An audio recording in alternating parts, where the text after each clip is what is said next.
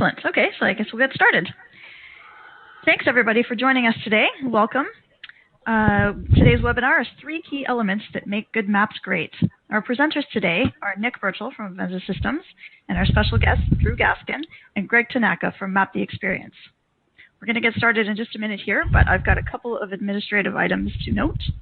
You may notice that your microphones were automatically muted when you joined the conference room. They're going to stay that way for now. However, if you need to get a message to us, please type it into the chat feature, which many of you have been doing in the meantime. You can also use the Q&A feature to type in your questions at any time during the presentation. We've set aside some time at the end to answer questions, but if for some reason we can't get to your question, we'll follow up with you sometime after the webinar by email. We're going to be recording today's session, and you'll receive an email either later today or early tomorrow with a link to view and share the video. So once again, thanks for joining us. And with that, I am going to start recording and hand it over to Nick. Great, thanks, Tara. So welcome, everybody. This is our agenda today. So, a few introductions. So I'll give you a little bit of content around, I guess, who I am, what Avenza do for those of you that, are a bit blurry there. And then I'll leave it to Drew and Gregg to really give you the main piece of this webinar today. And then we'll have some time at the end for questions. Okay, so my name's Nick. I've been with Avenza for a total of, I guess, just over 7 years now. Originally, I was a cartographer, and I've also had significant experience in software development as well over the years, so professional services and quality assurance.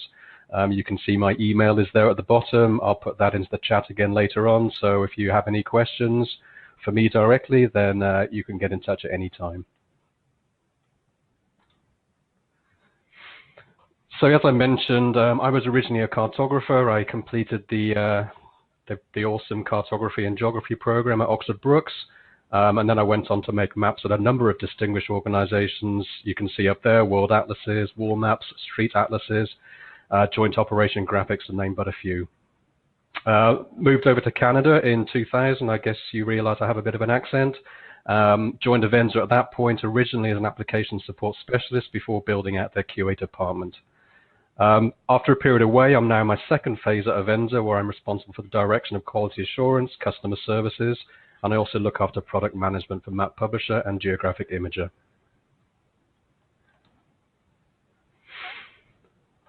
So here at Avenza, we believe that maps are much more than simply conveying the information they contain, and that there is an art to presenting that information in a way that's easy to read and appealing to look at.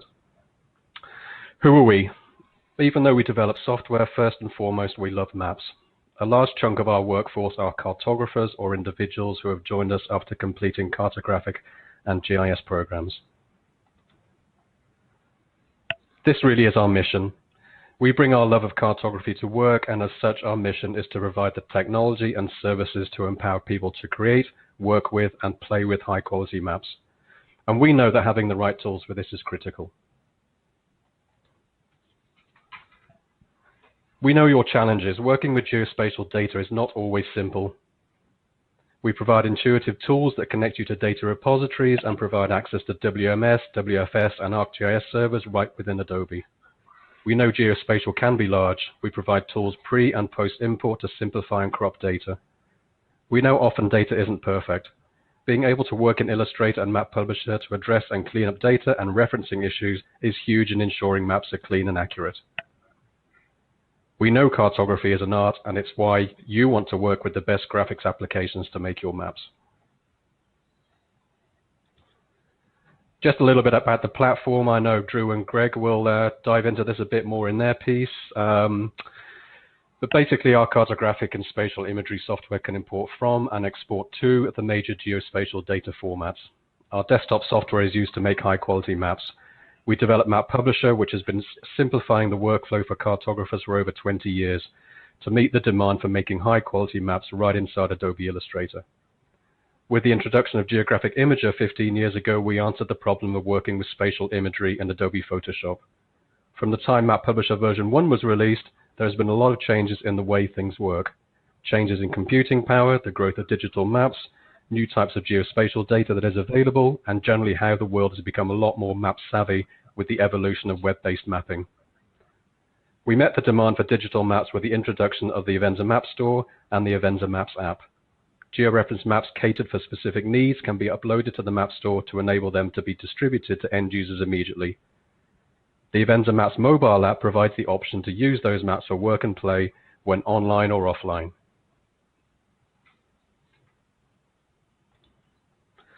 So don't just take our word for it. We asked some people who were doing what you do to share their thoughts on what makes maps great. So now I'll hand off to Drew and Gregg at Map the Xperience. Over to you guys.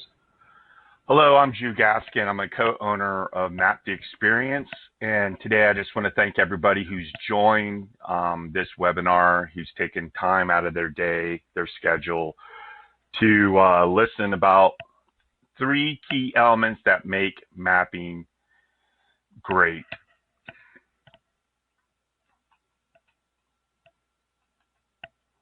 Okay, a little bit about myself.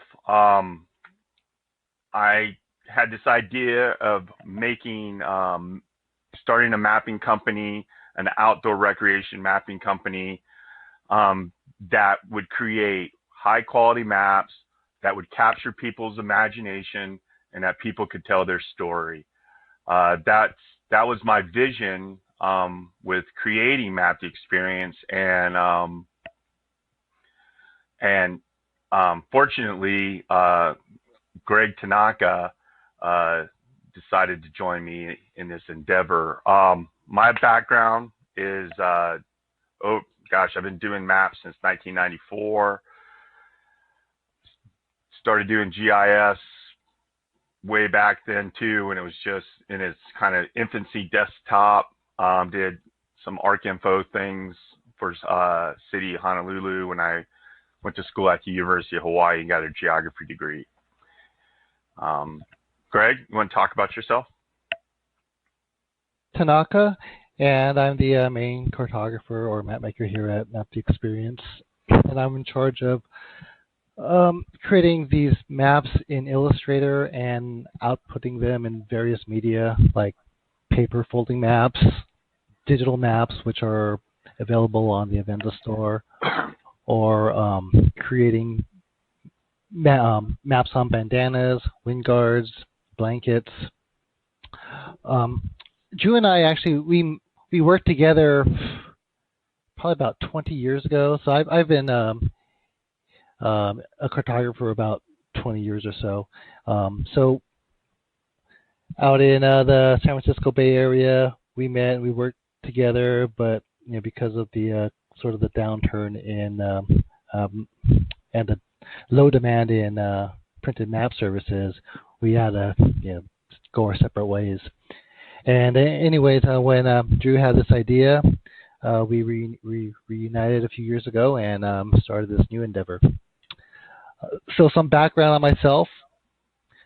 I'm a Long Beach State grad out in Southern California. I have a BS in industrial design with a minor in geography. And so I don't have a formal cartography or GIS education, but it's kind of all hands-on. So those who aren't too familiar with industrial design, it's basically it's kind of like project engineering. So after school, I got a job up in Silicon Valley, and I was a product designer. I designed computer towers and kind of like the look and feel and how to make it and how all the guts will fit inside. And same with the CRT monitors. I did I designed some shoes for Nike, some Polaroid cameras. I worked on toys. And I was always really good with my hands. I was always good at making little gadgets. So I was working on these transforming toys. And one of my favorite projects was I had this Star Trek Enterprise. I had to make that transform into another spaceship. So it was interesting work, but it really wasn't my calling. I always had a passion for maps. And even as a kid, I remember going to my grandparents' house, and I would always ask to look at their old maps. And they had these maps in the 50s and 60s of these cities like LA and the Bay Area and Seattle of these maps before the interstates were built. So it was always interesting to look at those and compare. I also like to draw maps too. This is when I was like in second or third grade too. I would draw a coastline and a bay, and I would draw in a city and major roads. And what I really like to do is draw intersections. So I would draw maybe 3 major freeways and put in some major roads and try to find a way to route all these on-ramps and off-ramps. So that's why when I work on these maps, sometimes it's tedious, but it's just something that I enjoy. When I decided to switch gears, because I was kind of stressed out with my previous profession, I wanted to make some maps. So I brought out the phone book and I looked under the A's. I looked for AAA, and they only wanted experienced cartographers. So then I went to the B's. I found Barclay Maps, and then I got a job with them. And they were a traditional map company where they would scribe maps and they had it on film. So my job was to transfer these maps into the digital world. And since I had a graphic background and I knew the Adobe products, one of my jobs was to scan these maps in AutoCAD and import them into Illustrator. And any new data we would draw in Esri products and then copy that over. So fortunately, I found Map Publisher, and that was just an easy way to transition this. All right. Our other partner is Daniel Bryan. He's our marketing person, and also he's I guess I could say he's an expert in fly fishing and outdoors. He knows the lay of the land where we map in Montana and Colorado, and he adds a lot of valuable input for our maps. Okay, so about Map the Xperience, Gregg kind of touched a lot. We're really focused on design, good designs.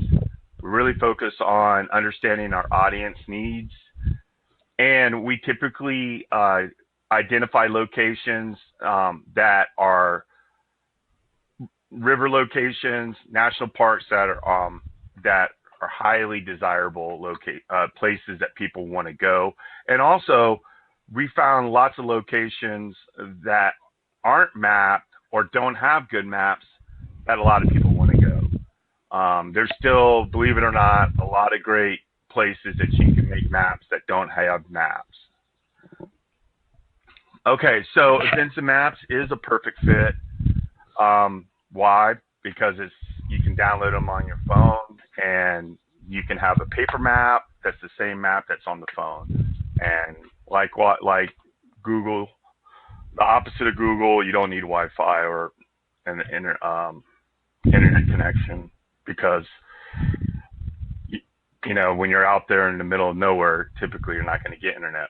Okay, let's talk about quality.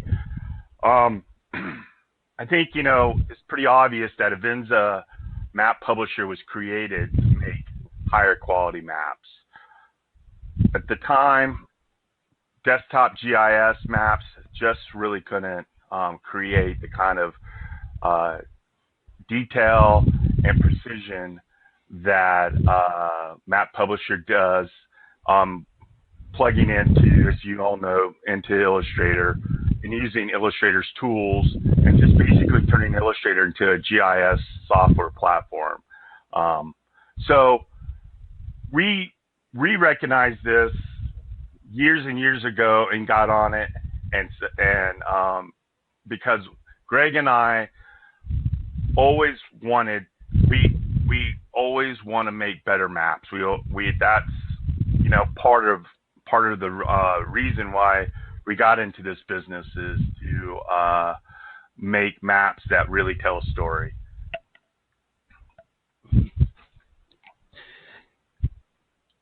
Did you want to add something on that, Gregg? Yeah. And I come from a different background. I think the traditional cartographers, they might have used Esri products or Map Info to create maps.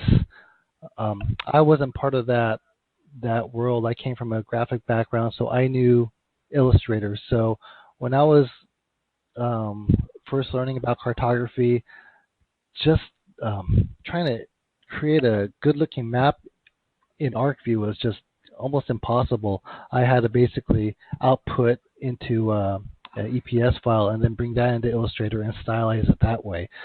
So for me, Illustrator was always the way to go. You just have more control. You have more control of line weights and gradations and smoothness and type and everything about that. Yeah, also too about quality. What's the way we look at quality is being able to create high resolution readability on whether it's digital, on paper. There's a picture you can see we print on blankets, and we also print on microfiber cloth. We sell these cloths and blankets in about roughly 10 different national parks. We're trying to get into more gift stores and gift centers. So that's kind of a unique thing about us, that as a mapping company, we really try to create the same quality on several different mediums. All right, connecting with the user. Connecting with the user. This is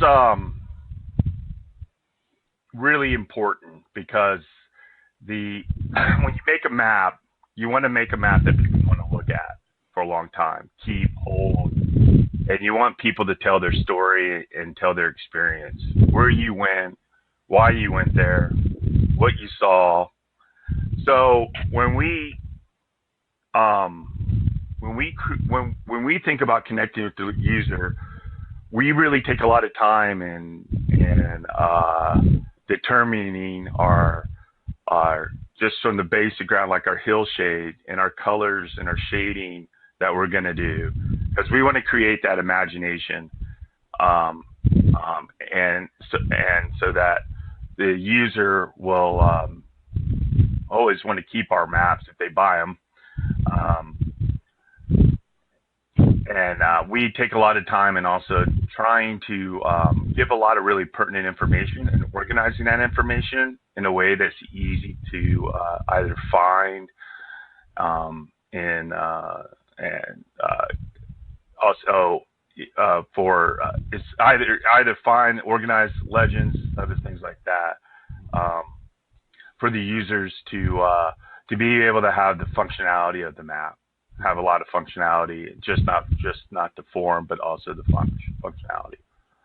Greg, you want to add anything to that, or? Yeah, and like Drew said, a good map will be aesthetic and legible, but we feel that a great map will also connect you with an experience, and that's always our goal.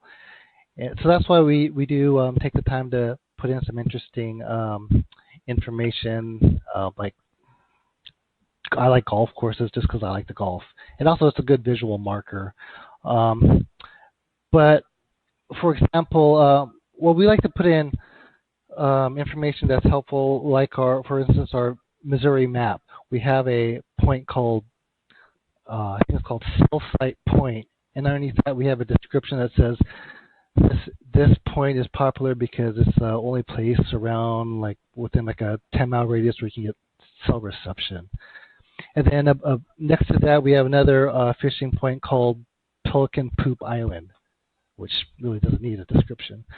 But things like that will kind of, these small nuances, hopefully will establish a connection with the user, and hopefully that they'll appreciate our maps and perhaps consider buying our other products.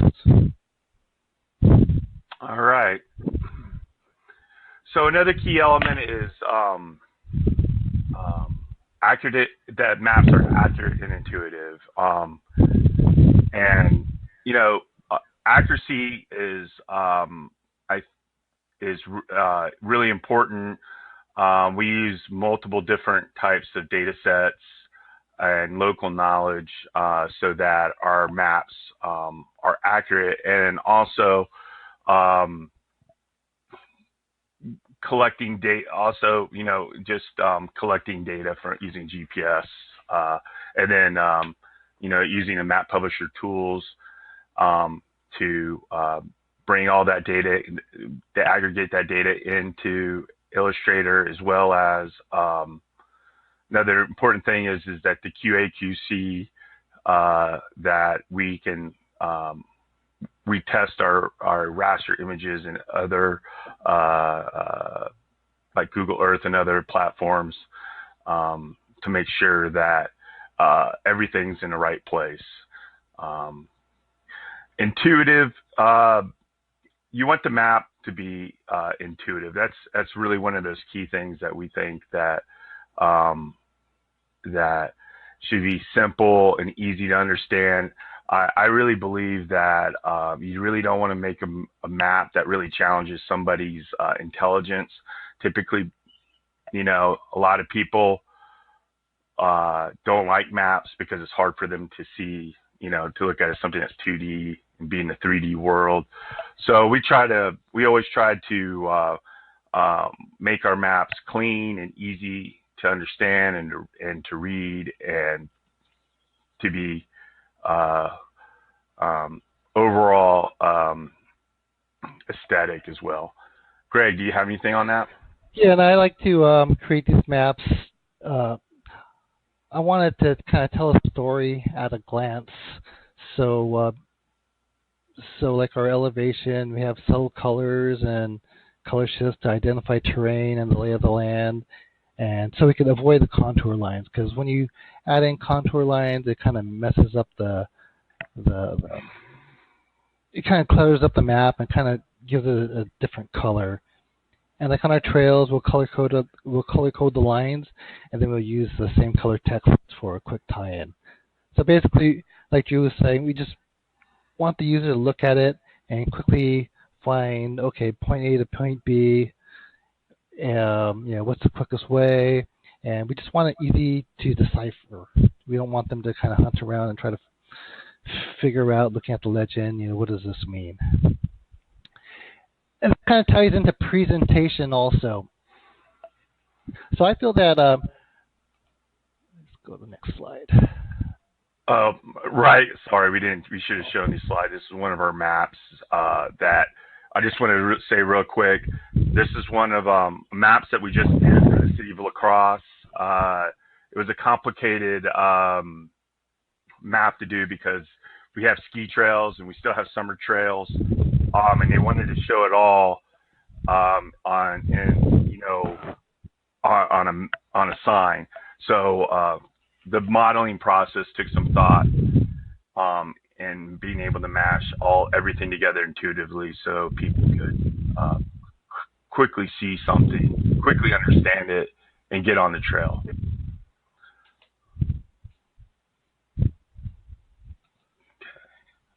You want to talk about this, Greg? Yeah, so presentation.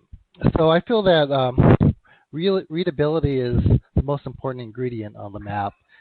Yeah, a map could look great, but if the text is small and if it's a struggle to read, then it's basically just a pretty picture, which is okay, but not for our needs. The main purpose of our maps is to inform the reader. We want to tell them where you can park along a river, or where to launch a raft, or where to find an intermediate or advanced rapid for river rafting, or to find a fishing location which isn't on private property. And of course, we want all that readability on a pretty picture too. So that's our goal. And so we want these callouts to be read as best as it can. So we try to make it large enough, but not too large. So there's always a trade-off. We want it to be readable, but yet you make it too large, and it starts getting cluttered. So there's always a battle. Text color is also important too. We want to kind of minimize bold colors. Otherwise, if you have like a bright orange and a bright green somewhere, it's kind of fighting for your attention, and it's not easy on the eyes. And we're always improving our maps. Some of our maps aren't as, we feel some maps are better than other maps because we're always improving. We're looking at things that just seemed okay at the time, but after time, it's just not working right. Like, for example, we used to make, for the callouts, I used to make the royal blue bold text for the fishing points, and then the points of interest, I would make them black. But then I was finding that out in the field, outdoors with the sunlight, it all looks the same anyways, and the blues kind of fade off to kind of a gray. So I figured contrast is the best. So I make everything black, and then I just kind of make a lighter font for some of the points of interest that aren't as important. Also, organization is key. Organizing these map elements helps the user quickly identify things on the map. So we'll have an icon, like a parking icon or a restroom icon that's lined up with the call out, which might have a description underneath it. And it might kind of seem obvious, but there's a lot of maps that don't do that, and we just try to make just a clean-looking map. And Map Publisher has this great tagging tool, which we use extensively. So we'll have a little point when we import our points. Each point will have several fields on it. It'll have the description.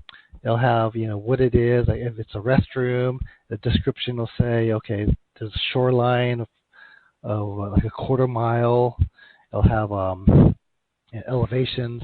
So I can kind of pick and choose what we want on for our particular map for our particular audience.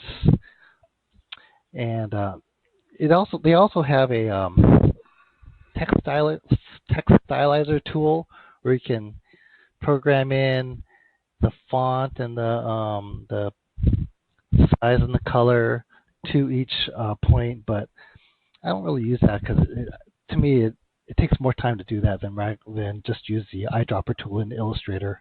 But that's my personal preference. Also,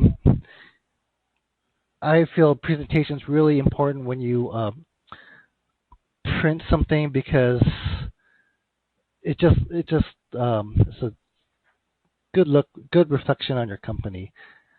As a whole, like for myself, I'm unorganized.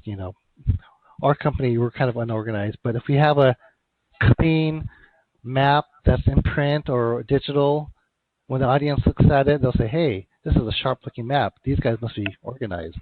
So it's kind of good to present yourself well. I just want to add something about presentation, which I think is important, is especially when you're dealing with paper or any hard media, not digital necessarily, but paper, is understanding your scale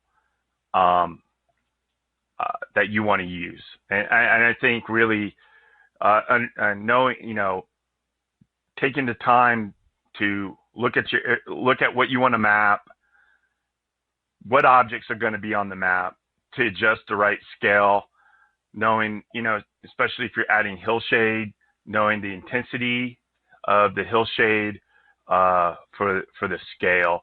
I know that I've seen some maps that the hillshade's it's just got too much detail for a small scale, and it adds too much shading, and those are the kinds of things that understanding how you want to present your data. It has all starts off kind of like with scale, and knowing what scale you want to use to display the information and communicate your themes.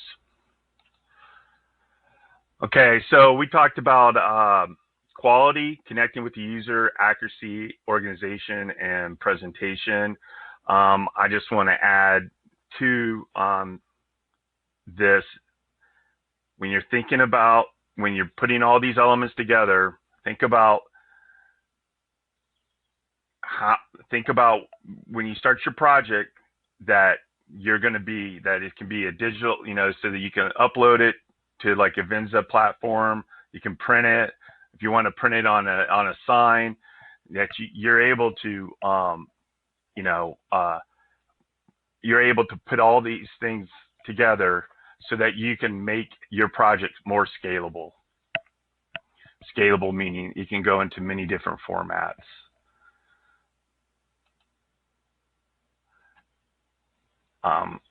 We're ready to take some questions. Go ahead. Oh yeah, one more thing. When we do create a map, we found that it's easier to start off at a smaller scale, because you can always enlarge it, and then when you do that, it just kind of creates more work because it's just more adaptable because of text collisions. I don't know if I made that clear. That's a good point, Greg. Yeah.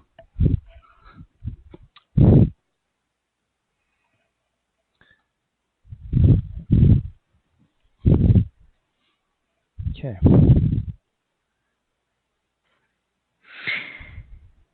Any questions for Drew and Greg or myself?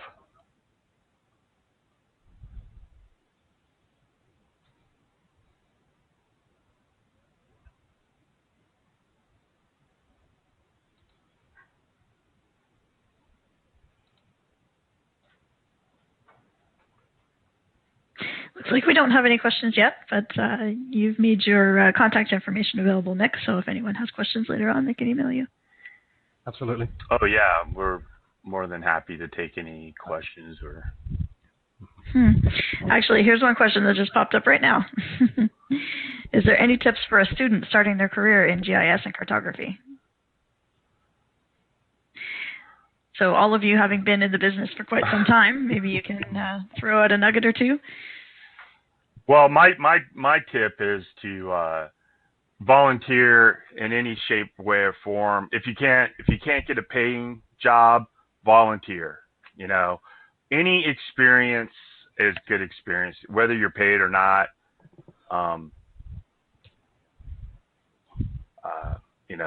That's my take.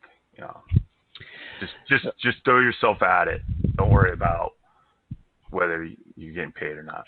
Yeah, it's tough. When I first started, I didn't have any experience at all, and I just had to just convince them that I could do the job, and just after time, you can kind of create a little portfolio, and then hopefully you could move on from there. But it is hard these days.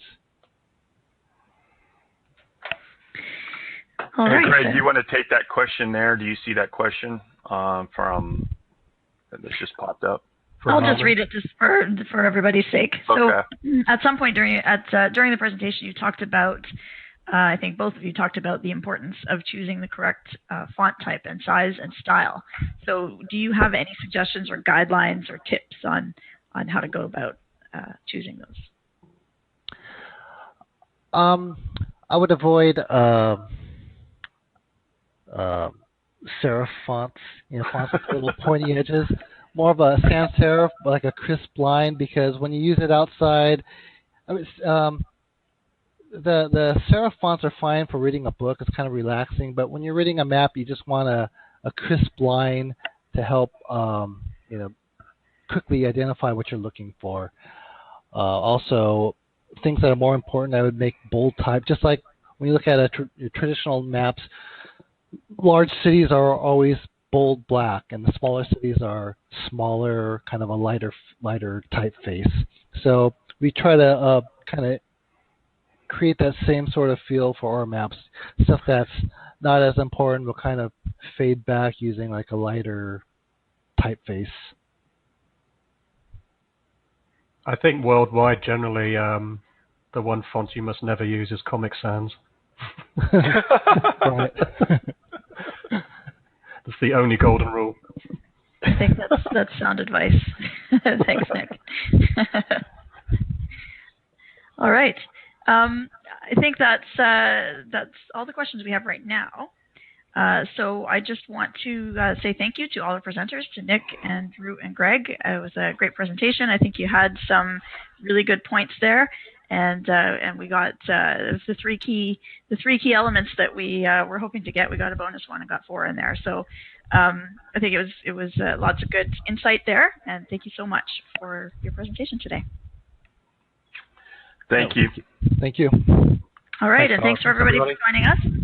Again, we'll be sending this recording out, so watch for that in your inbox. And thanks again. Have a great day.